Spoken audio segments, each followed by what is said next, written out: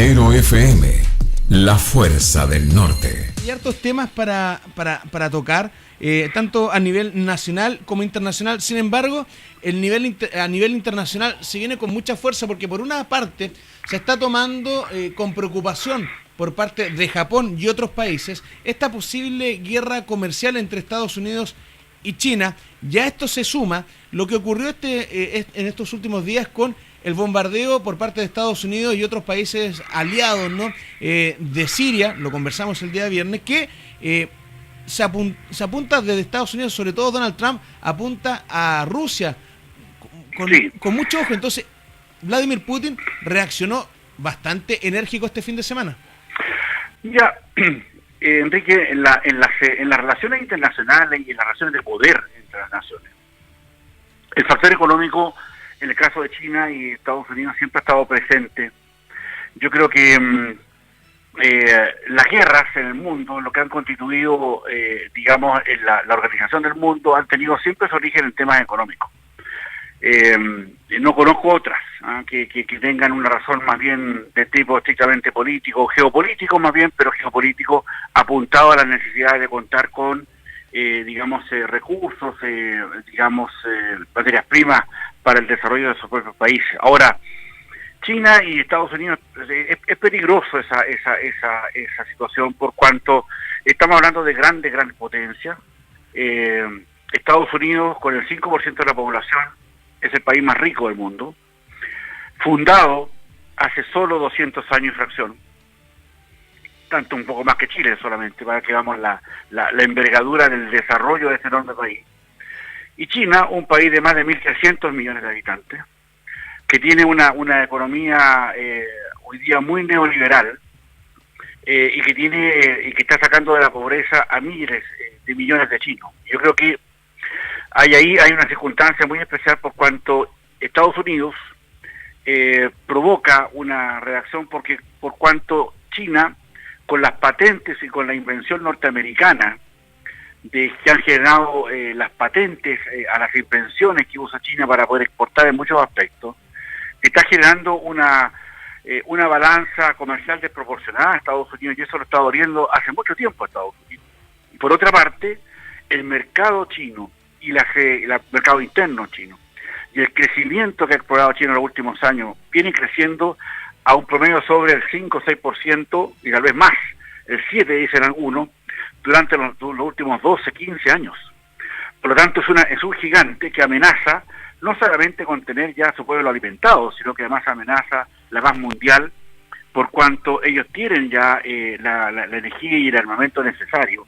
para poder estar en un conflicto de tipo internacional, si así se quisiera. No olvidemos,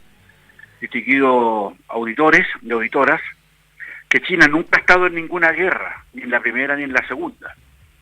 Y tanto en la primera como en la antes de la primera, por ejemplo, con Napoleón ya decía no despierten al león. Y eso significa que China siempre ha sido tratado con mucho respeto. Y bélico, por la cantidad de gente y de ejércitos que tiene, y bajo un dominio político que no tiene una causal democrática, tiene una causal más bien dictatorial, de un partido comunista fuerte, interno en China, que no convive con las reglas de la democracia como las conocemos por lo menos acá en Estados occidentales. Ahora bien, eso por una parte, y por otra, como señalabas bien recién tú, un tema en que Siria hoy día ocupa un papel importante dentro de la geopolítica, del mundo, y está apoyada por Rusia, fundamentalmente porque le da posibilidades a canalizar más lo que es el petróleo y el gas ruso a través de sus instalaciones, a través de su país. Y eso genera también un cuidado. El cuidadoso, lo militar que ha hecho Estados Unidos este fin de semana, en tres objetivos muy, muy precisos, que no haya ningún objetivo, ningún recurso y ninguna intención rusa. Tiene que ver con eso, es decir, la señal que está dando Trump también es que, a su vez, demoliendo algunas circunstancias o algunos edificios que se supone eran parte de la fabricación de armas químicas en Siria, no tocó ningún interés ruso en su destrucción. Y ya Trump no le interesa un conflicto directo con Rusia. Rusia ha dicho hartas cosas, ¿no? Pero no ha hecho ninguna.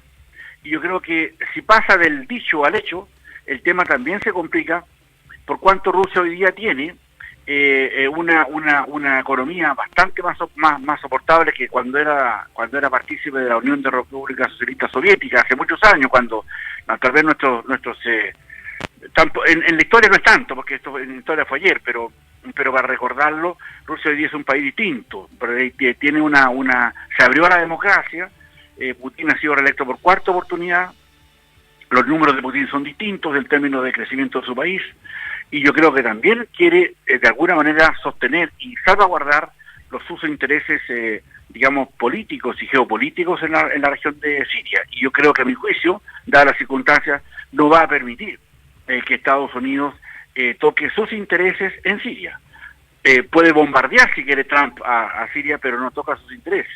Y hasta ahora eso se está viendo para ver cómo, cuándo y dónde, digamos, Rusia va a explicitar sus contraofensivas. Desde la perspectiva militar, no vemos mucha solución que Estados Unidos, digamos, sienta el peso de Rusia por ahora. Pero sí tenemos que tener cuidado que ante esta amenaza, lo que peligra es la paz mundial, la paz económica mundial, y aunque el conflicto esté lejos, esté por allá en Siria, esté al otro lado del mundo, también nos va a tocar mañana o pasado a Chile, y eso tenemos que estarlo previendo. Me imagino que los estados mayores de nuestras Fuerzas Armadas y también del gobierno deben estar preparando ya un plan contingente político, si acaso eso alguna vez llegara a ocurrir, Enrique. Claro, porque nos encontramos con un escenario bastante distinto, porque nos encontramos con una China, un país gigante en materia económica, que tiene brazos, bancos, inversiones multimillonarias en todas las grandes economías del mundo, Estados Unidos, Europa, Australia, en Oceanía, y grandes inversiones también en India y en otros países asiáticos, y nos encontramos con una Rusia que ante cualquier situación puede significar el corte del gas natural que le entrega la Unión Europea, por ejemplo. Entonces, nos estamos encontrando con un escenario donde uno, por un lado, ve una tendencia repetida por parte de algunos presidentes de Estados Unidos. Por ejemplo, George Bush, que incluso él subió una foto de él en un portaaviones con que decía misión cumplida, una frase que utilizó Donald Trump en su Twitter después del bombardeo a Siria, pero son como reacciones en caliente por parte de estos presidentes para demostrar lo poderosos que podrían llegar a ser, pero se olvidan de las repercusiones que pueden tener si, por ejemplo, China o la Unión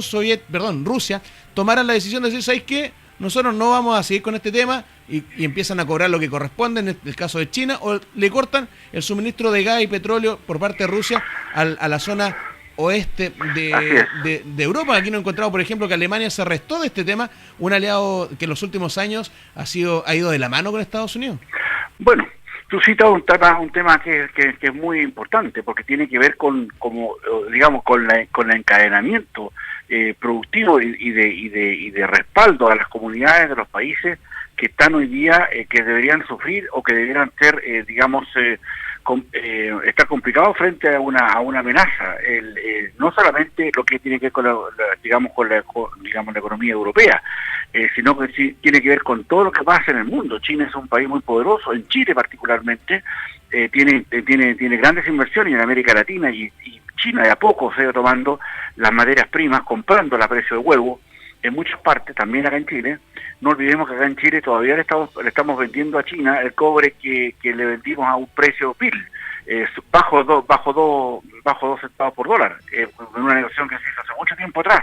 Se recordarán nuestros auditores de eso. Por eso que yo creo que hay una preocupación en general que cada cosa que se toque,